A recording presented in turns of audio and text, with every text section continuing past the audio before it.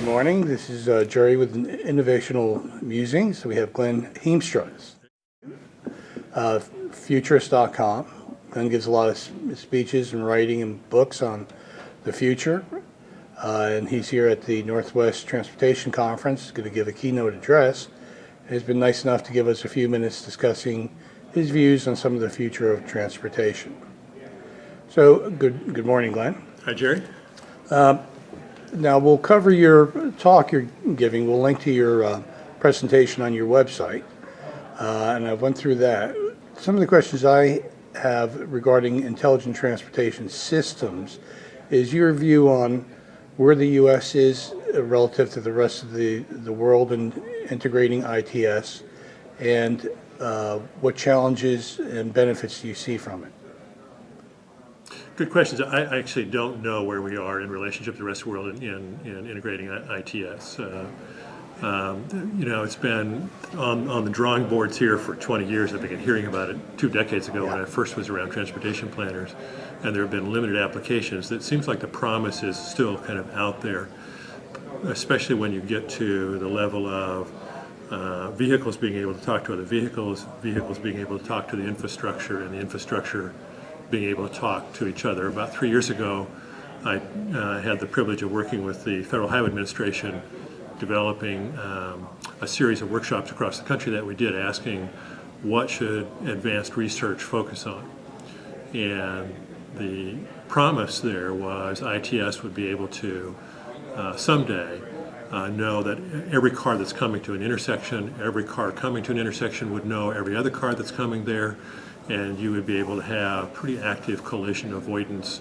You'd be able to rethink the whole financing structure, because you'd be able to, with permission of people, to know where cars are, and so on. But with the exception of a few kind of test projects here and there, I'm not familiar with or not aware of too much real application of intelligent transportation systems.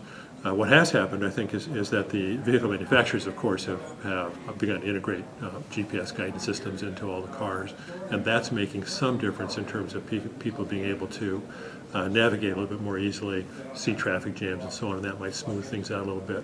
What's happening in the rest of the world, I'm embarrassed to say I can't really compare to. Yeah, some of the stuff I've seen online, the Europeans, as you would imagine, and some of the Asian countries are a little bit ahead of where we are, and actually testing pilot programs and implementation.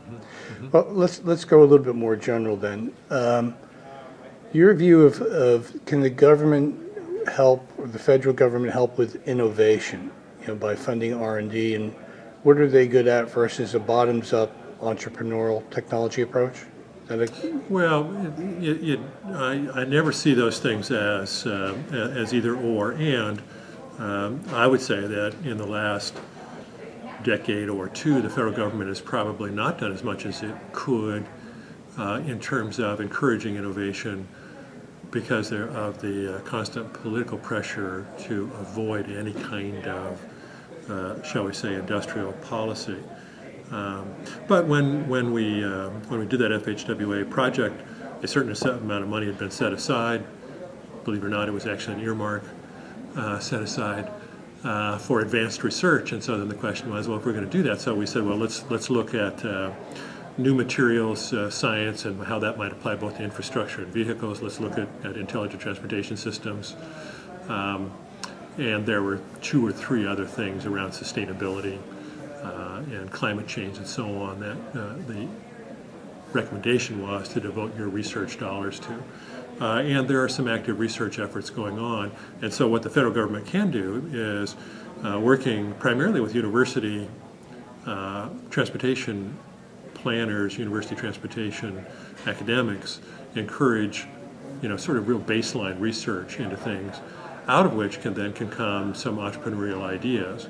And that's where then the private sector comes in to generate these ideas. Now, in the last 6 months, I've been around, let's see, I think it was last count 63 different startup companies in a variety of different events, several of which have transportation system initiatives going on. One to retrofit old vehicles as electric vehicles, several to use the web to integrate either commuter planning or package delivery and a variety of things in kind of better information systems, making the transportation system more efficient.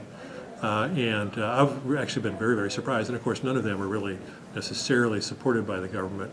But still, the government can by targeting the right kind of research on the right kind of problems, kind of open up the floodgates for innovation. That's the way I view it.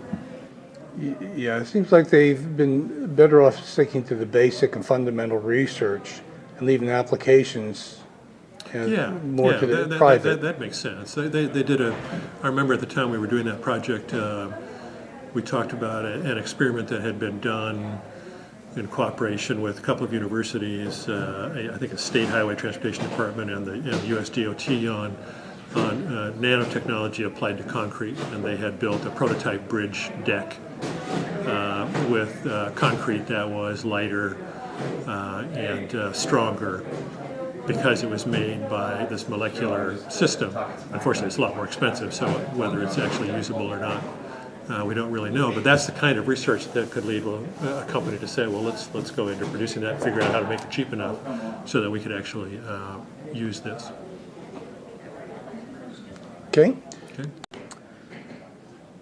Glenn, there's been a lot of talk about movement of creating green jobs, and that's the future, and the Obama administration is encouraging those developments.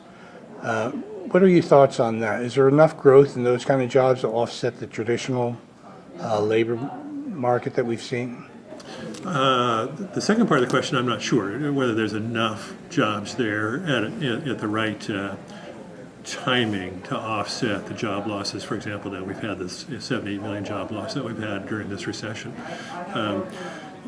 Green jobs, to me, it's kind of, in some ways it can be kind of a misnomer.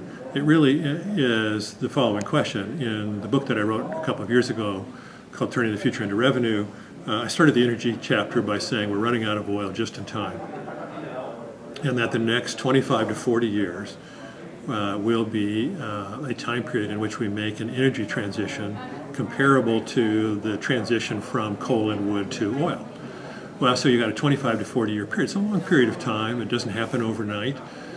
Somebody's going to lead that. Now, fortunately, a century ago, the U.S. led the oil revolution. Now, Tom Friedman will ask the question, even the president in the State of the Union address this year put it in these terms, who's going to lead? It isn't a matter of green jobs are a nice thing to do, and we ought to do them because they will make us all feel good. It's who's going to lead the world in developing the next energy technologies, the next transportation technologies, really the next urban design technologies that enable us to live in a more sustainable way. Somebody's going to do it. It's going to be the Chinese, it's going to be the Indians, it's going to be us, it's going to be the Europeans. And the fear is, and I think it's a legitimate fear, is that we'll fall behind because we'll try to hold on to what we've got longer than we should, rather than kind of leaping into the new stuff.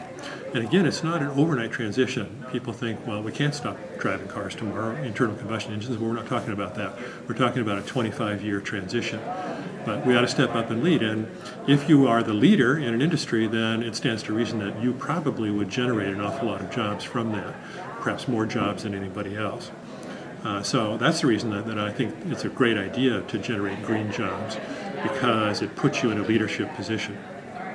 So I'd like to see it, and I think that people are beginning to figure that part out, that it isn't just an environmentally nice thing to do for the granola crunchy people. It's a matter of industrial leadership in the world.